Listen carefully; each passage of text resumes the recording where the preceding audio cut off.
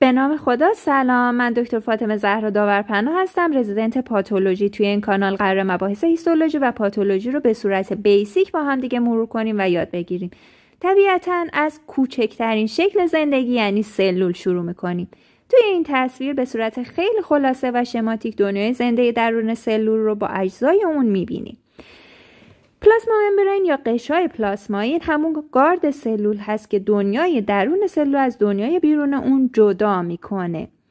سیتوپلاسم ماده ژله‌ای هست که درون سلول وجود داره و ارگانل ها درون اون شناور هستن. به مجموع سیتوپلاسم و ارگانل ها سیتوزول میگیم. سایتواسکلتون همون اسکلت سلولی هست که مثل پنیر پیتزا که تمام اجزای پیتزا رو توی محل خودش قرار میده و نگه میداره، سایتواسکلت توی سلول همین کارو میکنه و ارگانل ها رو توی محل خودشون نگه میداره. مهمترین این ارگانل ها نوکلئوس یا هسته هست که حاوی ماده ژنتیک سلوله. متصل به هسته شبکه اندوپلاسمیک رتیکولوم رو داریم که به کمک ریبوزوم ها که کارخونه های کوچیک پروتئین سازی هستن، پروتئین ها رو برای سلول می سازن. موادی که توی سلول ساخته میشه به سمت شبکه گولژی میرن و در شبکه گولژی بسته‌بندی میشن. تمام این فرآیندهایی که توی سلول اتفاق میفته نیاز به انرژی داره که میتوکندری همون موتورخونه سلوله و این انرژی رو برای سلول فراهم میکنه. پروکسیسوم زیرواحدی هست که به میتوکندری توی تولید انرژی کمک میکنه. واکوئل ها مثل انبارهای سلول هستن که مواد داخل اونها ذخیره میشن و لیزوزوم ها زیرواحدی از واکوئل ها هستن. حالا تمام این ارگانل ها رو با تفکیک با هم دیگه بررسی میکنیم. سل ممبرین یا قشای پلاسمایی تشکیل شده از مولکول‌های فسفولیپیدی که دو لایه این مولکول‌ها به همدیگه نزدیک شدن به صورتی که سرهای آبدوست اونها به سمت خارج و دم‌های آبگریز اونها به سمت داخل و به سمت همدیگه قرار گرفتن. قشای پلاسمایی یه قشای نیمه تراواس یعنی مولکول‌های کوچکی مثل O2 و CO2 به راحتی از اون عبور میکنن، ولی آب، یون‌ها، پروتئین‌ها و مواد بزرگتر به راحتی نمیتونن از این قشا عبور کنن. پس نیاز به تسهیلگرهایی دارن که این تسهیلگرها در واقع همون کانال‌های پروتئینی هستن. نوعی از این کانال‌ها یون چنل پروتئین هاست که یون‌ها رو از خودشون عبور میدن. نوع دیگه ای از اونها ترانس ممبرین پروتئین هستن که به واسطه اینکه تمام عرض قشا رو عبور کردن بهشون ترانس ممبرین میگیم. حالا اگر به این پروتئین ها کربوهیدرات هم اضافه شده باشه بهشون ترانس ممبرین گلایکوپروتئین گفته میشه. پروتئین های دیگه ای هستن که فقط ممکنه توی یکی از این سطوح دولایه قرار گرفته باشن که بسته به محل قرارگیریشون سرفیس پروتئین یا پریفرال پروتئین نام داره. کلسترول ها هم در ساخت قشای پلاسمایی نقش دارن. سایتواسکلتون همونطور که قبلا گفتیم تمام ارگانل ها رو داخل سلول در جای خودشون نگه میداره و دو تا وظیفه خیلی مهم داره. یکی حرکت خود ارگانل ها درون سلول و دیگری حرکت سلول درون بافت و از 3 تا زیر مجموعه پروتئینی تشکیل شده: اکتین فیلامنت یا میکروفیلامنت، اینترمدیت فیلامنت و میکروتوبول ها. سایتواسکلت در تقسیم سلولی نقش خیلی مهمی ایفا میکنه.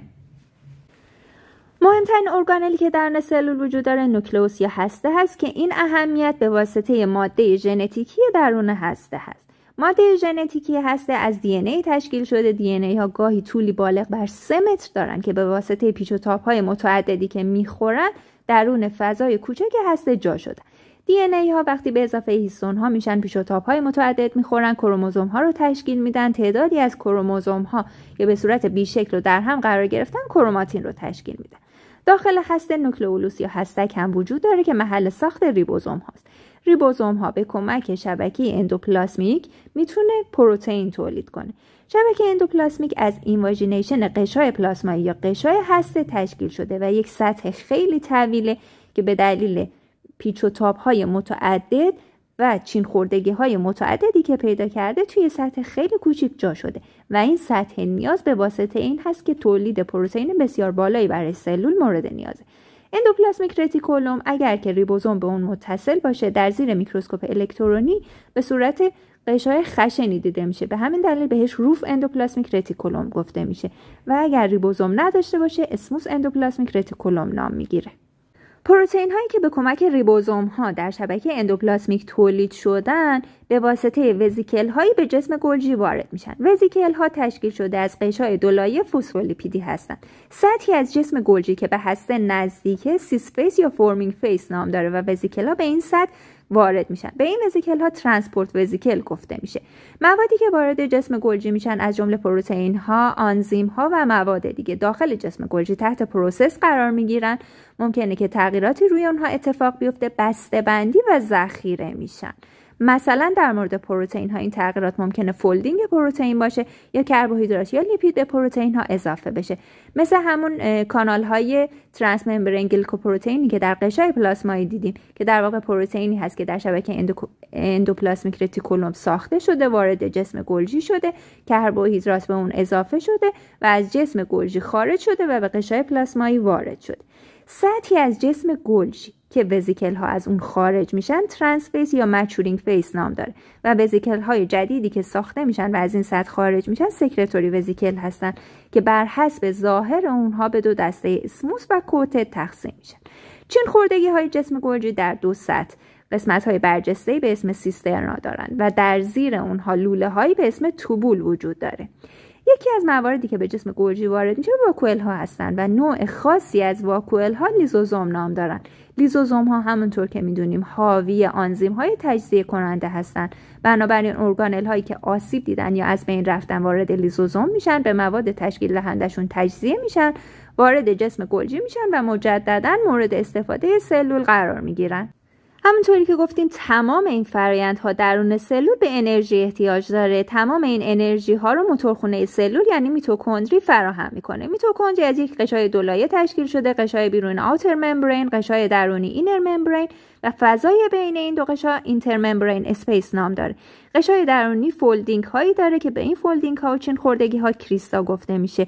فضای بیرونی میتوکندری منافذی داره که به اونها پورین گفته میشه و داخل میتوکندری از ماده ژله‌ای به اسم ماتریکس پر شده. درون ماتریکس ریبوزوم ها و دی ان ای شناور هستن که همونطور که میدونیم این ریبوزوم ها و دی ان ای از ریبوزوم ها و دی ان ای های هسته متفاوت هستن و منشأ این دی ان ای تخمک هست، یعنی منشأ مادری داره.